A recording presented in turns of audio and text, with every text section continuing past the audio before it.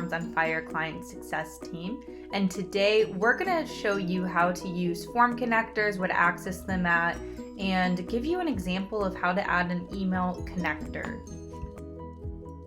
The first thing that you're going to want to do is navigate to the Forms on Fire Cloud platform. After you've logged in, using the main menu on the left-hand side, navigate to Apps and then Screens. And once you're on the Screens page, go ahead and hover your mouse over a form you want to add a connection for. Now, if you don't have any forms, don't worry. I'm going to link a video for you to watch in the description below. Once you click on that connect link, you'll be taken directly to the connections page for your form. Forms on Fire offers so many different ways for you to send your data to places where it needs to go.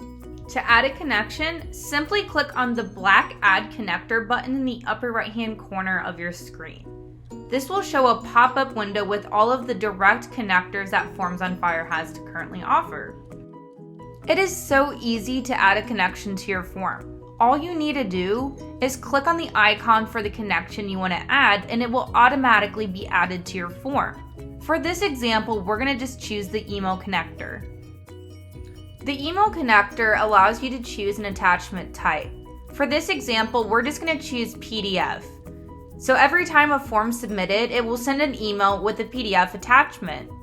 You can even add a static email address. This is great for managers that need to receive an email with a PDF copy of the form every single form submission. You can even specify a dynamic email address.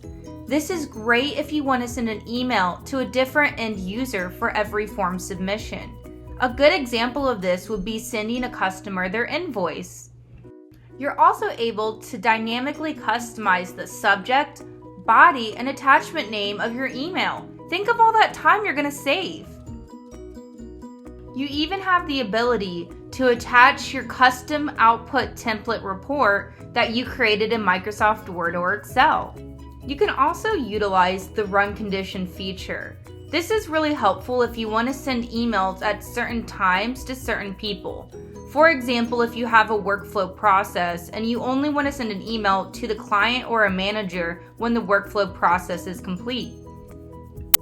Once you press the green Save button, your form connector is now active and ready to try out. The possibilities are endless.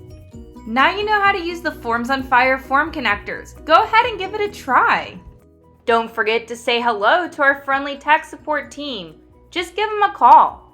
Join me for our next tutorial video, Mobile Forms at Work, Beautifully.